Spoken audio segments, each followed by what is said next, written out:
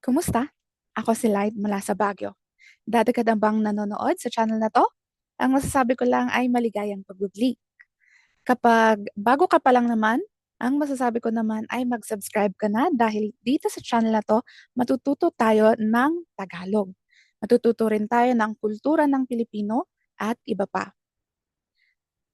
Sa video natin ngayon, maglalagay ako ng Ingles na subtitle para maintindihan ng mga bagong tagapakinig at tagapanood natin. Handa na ba kayo? Ayan. Ang tanong ko ay, paano ba kayo patulugin ng mga lola at lolo nyo noon? Kami kasi, pinapatulog kami noon kapag bumibisita kami ron sa pamamagitan ng pagkukwento. Mas kilala ngayon bilang bedtime stories, lalo na sa Ingles. May pagkakapareho ang paraan ng pagkukwento o pagpapatulog sa amin noon at ngayon. Kasi sa mga videos na nakikita ko, gumagamit na ng mga libro. Magagandang mga libro at talagang ginawa sila para sa mga bata, lalo na sa mga toddlers. Yan. Ang mga nakikita ko kasi, ang magkukwento yung mga magulang ng bata. Pero sa amin noon, lola namin ang nagkukwento. Siguro, mga kalahating taon ng elementarya hanggang doon na edad kinukwentuhan pa rin kami ng lola namin.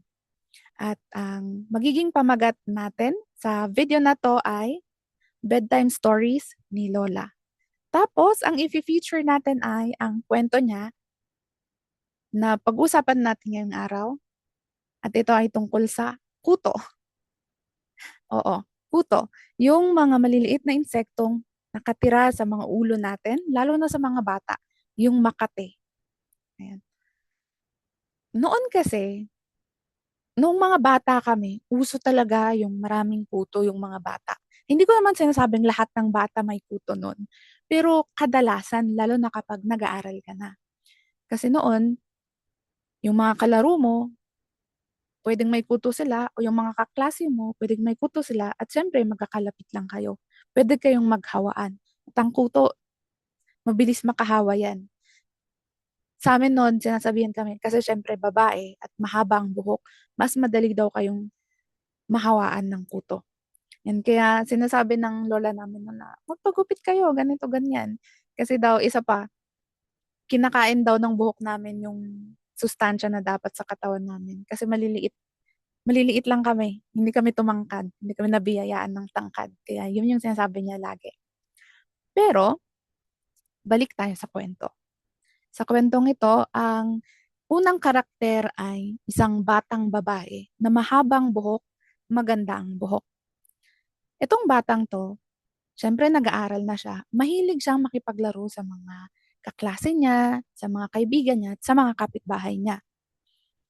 Laro sila ng laro ng laro.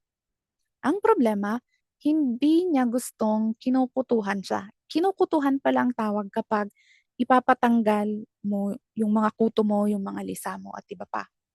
Lisa ang tawag sa Tagalog doon sa mga itlog ng kuto.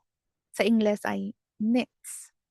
Yan. May susunod doon, yung mas maliliit, pero nakalimutan ko kung anong tawag sa Tagalog.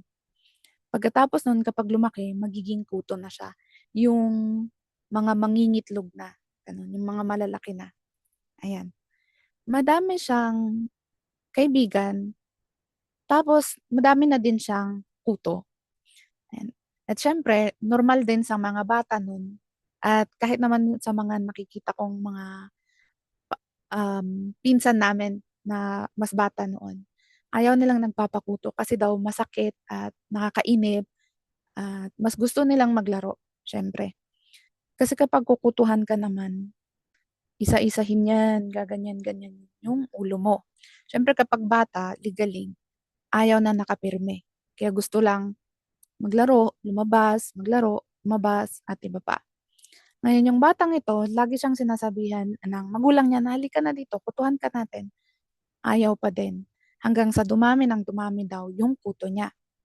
Isang gabi, sa sobrang dami niya ng kuto, siguro kung may mga napanood kayong video na yung mga tinatanggalan ng kuto, tapos yung susuyurin at ang dami, Siguro mga ganun na karami yung kuto niya.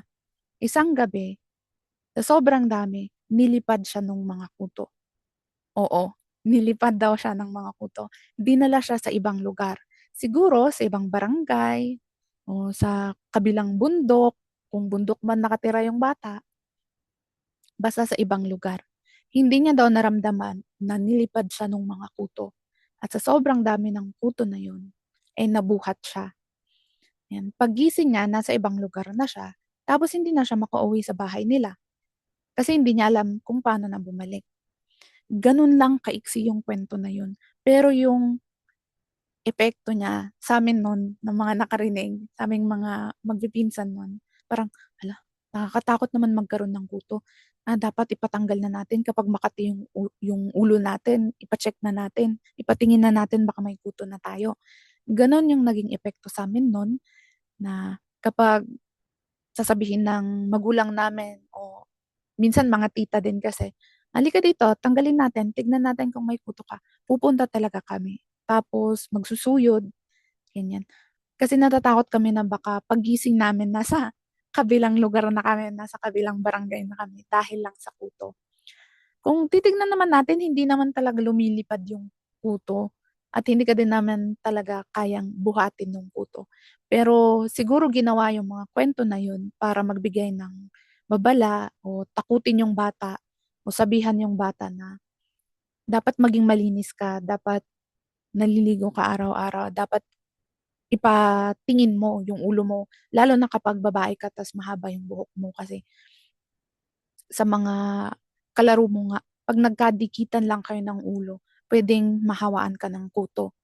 Yun, ganun lang. Yun lang yung unang kwento natin para sa series.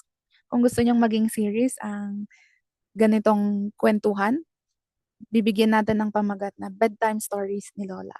At ang paksa natin ngayong araw na to ay kuto. Ayan.